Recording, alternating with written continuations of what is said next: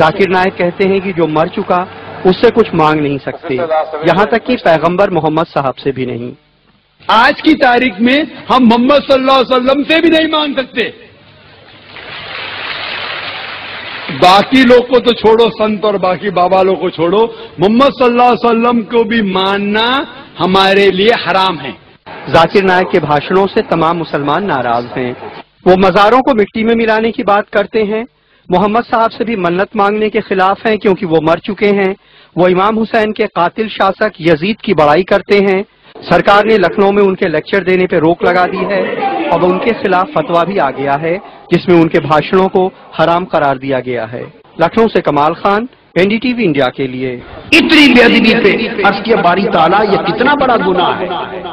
فرمایا سنو ان تحبط اعمالکم وانتم لا تشعرون، اتنے درجے کی اتنی مقدار کی بے ادبی کر دی تو یہ اتنا بڑا گناہ، اتنا بڑا جرم اور اتنا بڑا کفر ہوگا کہ تمہارے سارے اعمال آنن فانن ضبط اور بیکار کر کے دوزخ میں پھینک دیے جائیں گے۔ ان تحبط اعمالکم وانتم لا تشعرون، تمہارے سارے اعمال ضبط ہو جائیں گے، ختم ہو جائیں گے اور تمہیں اس کا احساس اور شعور بھی نہیں ہوگا۔ یہ بات کیوں فرمائی؟ یہاں ایک نقطہ توجہ طلب ہے۔ یہ بات کیوں فرمائی؟ شعور بھی نہیں ہوگا۔ لکھنے والے تیزی سے لکھ کے گزر جاتے ہیں، پڑھنے والے پڑھ کے گزر جاتے ہیں، کہنے والے کہہ کر گزر جاتے ہیں، نہیں مگر یہاں بھی رک کر ذرا رک کر سوچ لو۔ کیوں فرمایا تمہیں شعور بھی نہیں ہوگا، پتہ بھی نہیں ہوگا، خبر بھی نہیں ہوگی؟ اس بات کا ریلیونس اور اہمیت کیا ہے؟ پتہ بھی نہیں چلے گا۔ اچھا بھئی پتہ چلنے اور نہ چلنے سے فرق کیا پڑتا ہے؟ اس کو سمجھ لیں تو بات سمجھ میں آ جائے۔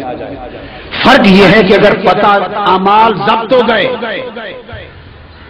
وانتم تشعرون اور تمہیں سمجھ آ گئی، تمہیں سمجھ آ گئی کہ میرے اعمال ضبط ہو گئے، تو پھر تو آپ سوئیں گے نہیں، آپ تو اسی وقت رو پڑیں گے، گریں گے، سجدے کریں گے، توبہ کریں گے، معافی مانگیں گی، وہ عمل چھوڑ دیں گے، اللہ سے توبہ کر کے معافی دے کے پھر راہ راست پہ چل پڑیں گے۔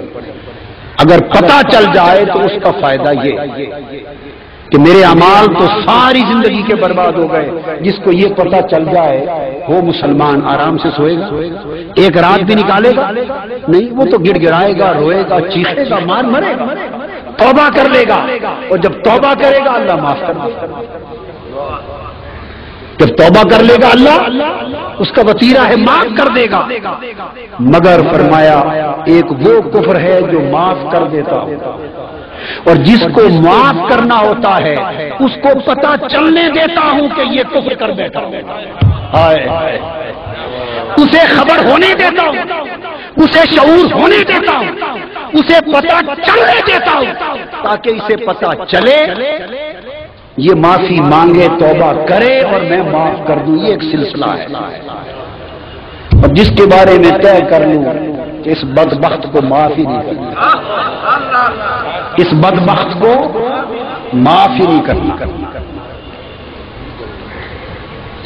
ارے میرا انکار کر لیتا، میری بارگاہ میں نازیبا بات کر دیتا، مجھ سے معافی مانگتا، معاف کر دیتا، یہ بدبخت میرے محبوب کو گستاخ ہوا ہے، میرے محبوب کی بارگاہ میں گستاخی کی، میرے محبوب کے برابر بننا چاہتا، میرے محبوب کا ہمسر بننا چاہتا، میرے محبوب کی شان معاذ اللہ گھٹانے کا سوچنا چاہتا ہے۔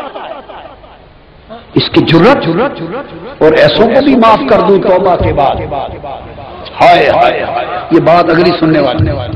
اللہ پاک نے فرمایا تو اگر پتہ چل جائے اس کے کہ میں لٹ گیا تو وہ توبہ کر لے گا، اور توبہ کر لے گا معاف کر دوں گا، مگر جو میرے محبوب کا گستاخ ہے اس بدبخت کو معاف نہیں کر سکتا۔ تو اس کا طریقہ کیا ہے کہ نہ وہ توبہ کرے، نہ توبہ کرے، نہ معافی ہو، اور یہ کیسے ہو کہ توبہ نہ کرے؟